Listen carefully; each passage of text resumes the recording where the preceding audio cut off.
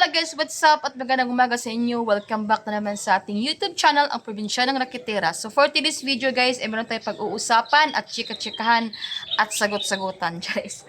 Ano ba talaga? So ito guys, dito tayo ngayon sa Tiris. Syempre dito naman talaga ang ating tambayan. At syempre dito din tayo kumukuha ng energy kasi nga marami mga punong kahoy at masarap din ang hangin. So ngayon guys, ako lang dito naman mag-isa na naman ulit. Syempre, ang inyong probinsya ng Raketera ay lagi po siyang nag-iisa sa buhay. Baka naman.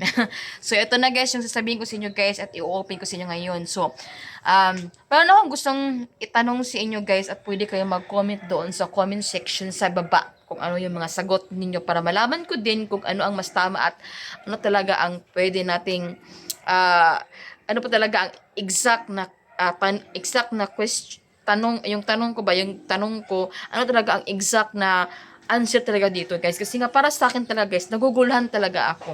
At gusto ko din malaman, pero sa akin, guys, sasagutin ko din itong mga tanong na ito, para din, kung okay ba kayo sa sagot ko or hindi. Kasi nga, kailangan ko talagang sagutin ito. So, nasa utak ko pa ito hanggang ngayon. So, ito, guys, number 1, time. Number 2, effort. Number 3, bonding. Number 4, happiness. So, apat yan, guys, ang gusto kong itanong. Asan po talaga ang mas mahalaga sa inyo, guys? Marami kayong pera, lahat na nandyan na sa inyo. Pero, pagdating din sa oras, sa effort, sa happiness, at syempre sa bonding, wala kayo niyan. So, itatanong ko ito sa inyo, guys, kung asan po talaga yung mas gustong-gusto nyo, guys, na part, no? Nasa pera ba? Nasa bonding ba? Nasa happiness ba? Nasa effort ba? Ganyan ang mga bagay, guys. Kasi kung maitanong sa inyo kung ano talaga yung mga iba't ibang sagot nyo para din mabasa ko din. So, ako, guys, sasagutin ko sa akin, guys. Sa akin, guys, oo, tama, importante ang pera, guys. Kasi yung pera talaga ang nagbibigay sa atin ng happiness din kapag meron kasi tayong pera, guys, at meron tayong gustong bilihin, mabili natin, and then makatulong din tayo sa mga pamilya natin, makabigay din tayo kahit papano. At syempre guys, dapat balance yan, guys. Hindi lang dapat lahat pera ang iniisip ng isang tao kapag meron ka ng pera.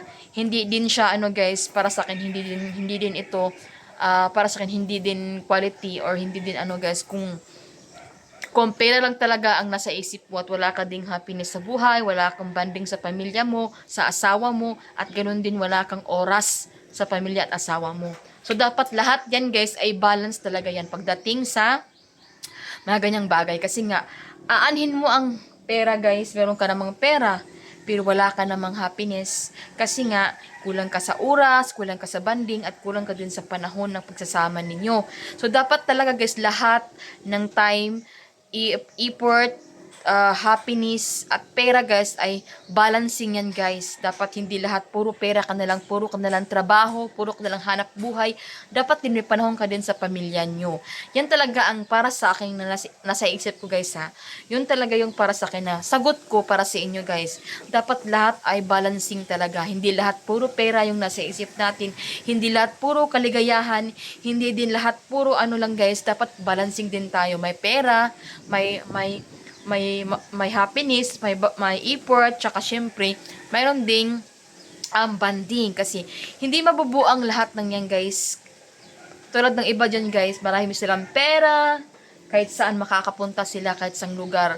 Pero, may iba din dyan na hindi sila happy, guys, kasi nga, napapansin nyo ba sa iba, hindi sila happy kasi nga kulang sila sa oras.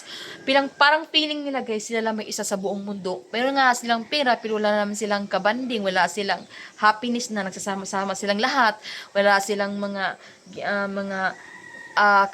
kahit happiness lang na simple, guys, kahit banding din na simple, okay lang yan, guys.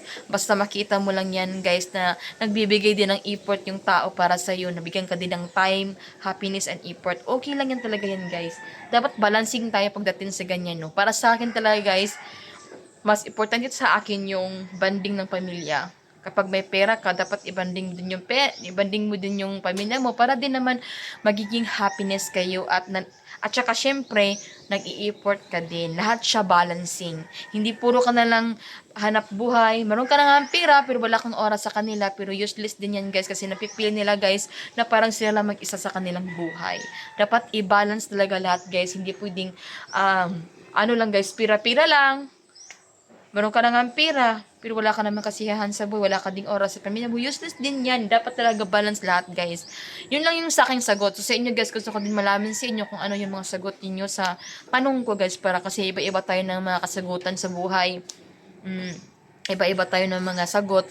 So, gusto ko din mag-comment kayo sa ibaba, guys, kung ano yung mga sagot ninyo para din malaman ko. So, yun lang, guys, yung aking mga katanungan sa inyo na gusto kong itanong at sa sarili ko din na nasagot ko na sa inyo sa harapan ng video na ito, guys, at sa content ko na ito ay mabibigyan kayo din ng mga yung mga ideas kung paano talaga ang magkaroon ng pera, happiness, bonding, at saka syempre dapat mag-effort talaga kayo sa may pamilya nyo, dapat sa asawa, sa kahit sino, dapat bigyan din ng oras yung pamilya nyo. Yun talaga ang pinaka-importante, guys.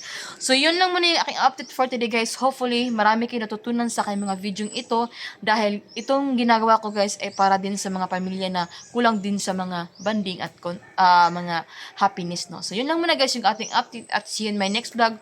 Hopefully, huwag kalimutan, guys, mag-subscribe sa ating YouTube channel, ang Probinsya ng Raketera, ang inyong handog. Dahil dito natin malalaman ang probinsya na ay maganda. Charis! Bye!